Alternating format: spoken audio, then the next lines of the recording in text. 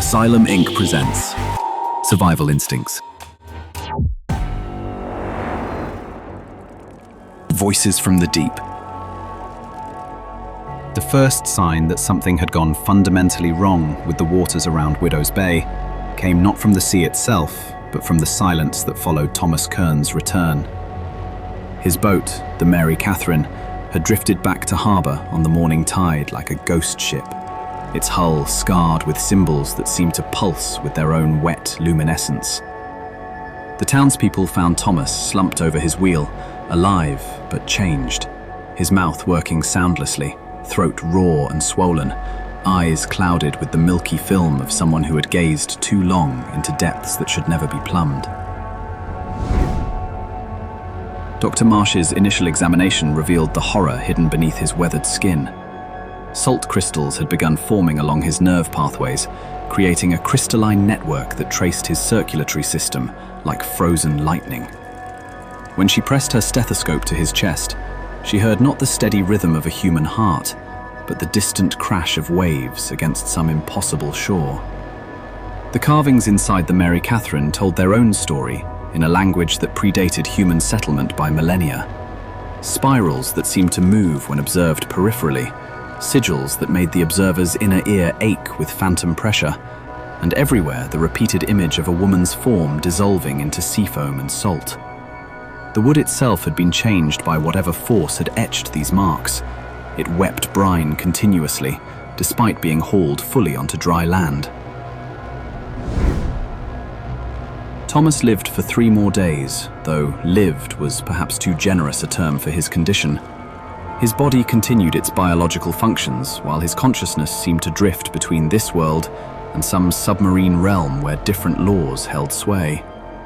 On the rare occasions when he managed to produce sound, it was not speech, but something else entirely.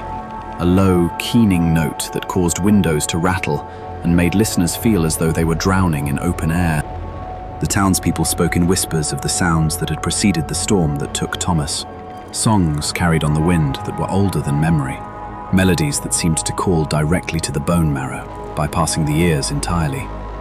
Children woke, screaming from dreams of being pulled down through layers of crushing black water, towards something vast and hungry that wore the face of grief itself. Maritime records dating back to the village's founding in 1847 revealed a pattern that chilled Dr. Marsh to her core. Every 37 years, when the autumn storms aligned with the neap tides, men began disappearing from their boats. Always during the dark hours before dawn, always leaving behind vessels marked with those same impossible carvings, always returning to shore forever changed, if they returned at all. The locals called her the Salt Widow, this thing that dwelt in the deep places where the continental shelf dropped away into abyssal darkness. She was grief given form, they said, a manifestation of every woman who had ever stood on these cliffs, waiting for boats that would never return. The ocean had taken their tears, their prayers, their desperate offerings of salt and flowers cast into the hungry waves, and from this distilled sorrow had birthed something that fed on the very emotion that created it. Thomas's deterioration accelerated on his final night. The salt crystals had begun breaking through his skin in places, creating grotesque patterns that matched the carvings in his boat's hull. His eyes had turned completely white, no longer seeing the hospital room, but some underwater vista where pressure and darkness conspired to crush the human spirit. When Dr. Marsh placed her hand on his forehead, she felt the strange coolness of deep ocean currents and heard, faint but unmistakable, the sound of something vast breathing in the rhythm of tides.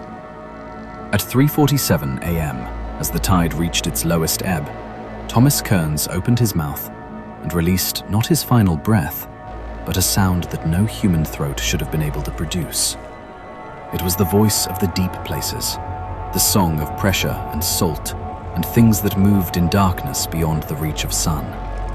Every piece of glassware in the hospital shattered simultaneously.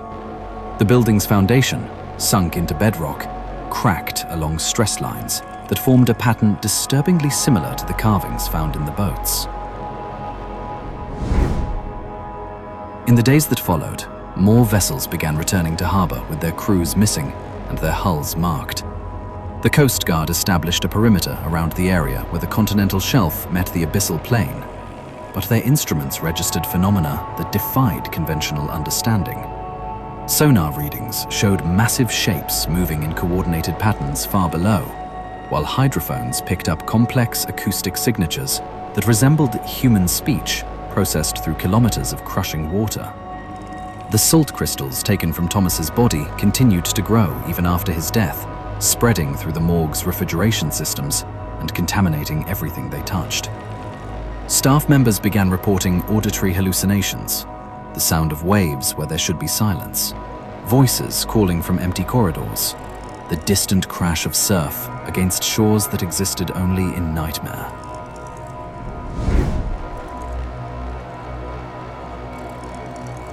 Incident analysis and containment protocols. The Salt Widow phenomenon represents a Class 3 marine entity with demonstrated capability for biological manipulation and environmental contamination. Current maritime activity restrictions remain in effect for Widow's Bay during storm conditions. Personnel assigned to this case should note, prolonged exposure to affected materials results in progressive hearing loss, hallucinatory episodes, and, in advanced cases, cellular salinization. 3 research staff have requested transfer following recurring dreams of submarine environments.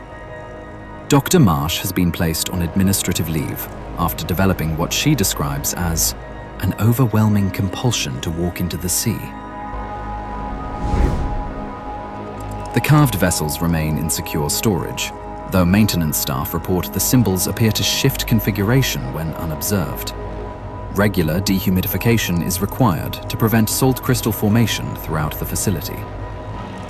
Warning: citizens of coastal communities are advised to report any instances of spontaneous crystalline formation in organic matter, unexplained auditory phenomena, or dreams involving submarine environments. Under no circumstances should civilian personnel attempt to investigate vessels bearing similar markings. The Salt Widow feeds on grief. Do not give her your tears. If you found yourself stirred, unsettled, or just a bit more wary of shadows, consider offering a like to feed the entity that powers these tales. And should you subscribe, you may yet survive to hear the next whisper from the void.